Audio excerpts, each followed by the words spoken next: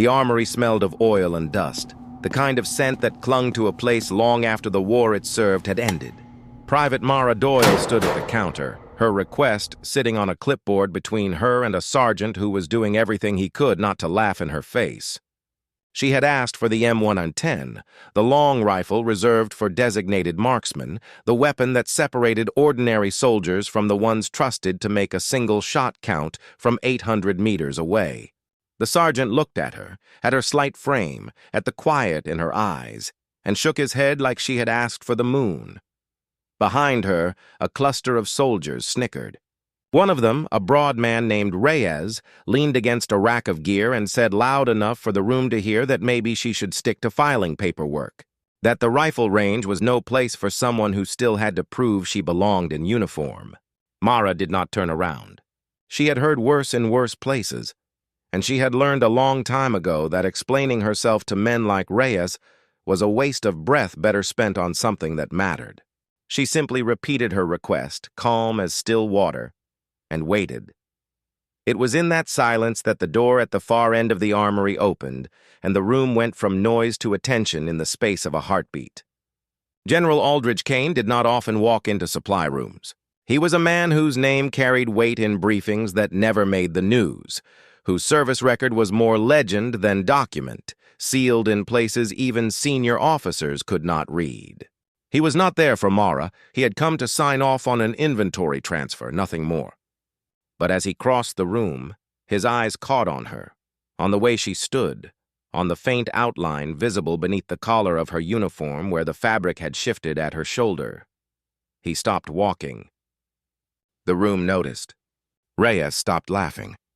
The general stepped closer, close enough that Mara finally turned to face him, and he asked her quietly to roll back her sleeve.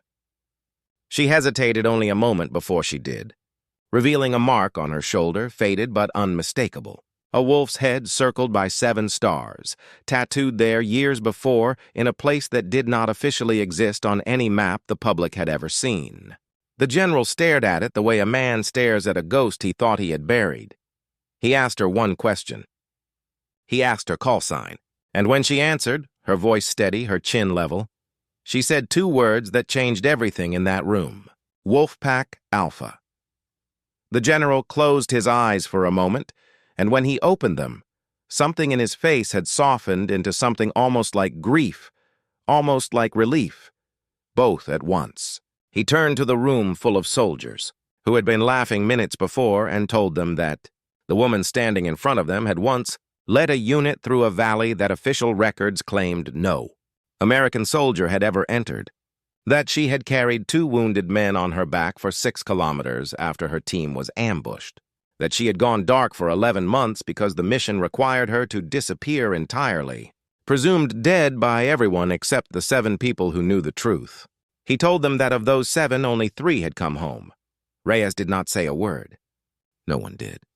Mara stood there, her sleeve still rolled up, the old ink on her skin suddenly heavier than it had felt in years, because for so long she had buried that name, buried that version of herself, believing no one would ever need to know what she had given up in that valley, what she had lost, what it had cost her to become ordinary again. She had re-enlisted quietly, taken a desk assignment, told herself she was done being someone people depended on in the worst moments of their lives. But some part of her, the part that still asked for the rifle instead of the pen, had never stopped being Wolfpack Alpha. The general did not apologize for the room's laughter, because he understood better than anyone that people mock what they do not recognize, and that recognition often arrives too late to spare the wound. Instead, he simply nodded to the sergeant and told him to issue her the rifle, and then he asked her, in front of everyone, if she would consider training the next generation of marksmen the army so desperately needed. Mara looked around at the faces that had doubted her only minutes before, faces now rearranged by something closer to shame and something closer to awe, and she felt the old weight settle into a new shape, not a burden this time, but a purpose. She picked up the rifle from the counter, felt its familiar balance in her hands, and for the first time in years, she did not feel like she was hiding anymore. She felt like herself, ready to carry that name forward, ready to teach others what it meant to serve, to sacrifice, and to come home changed but unbroken.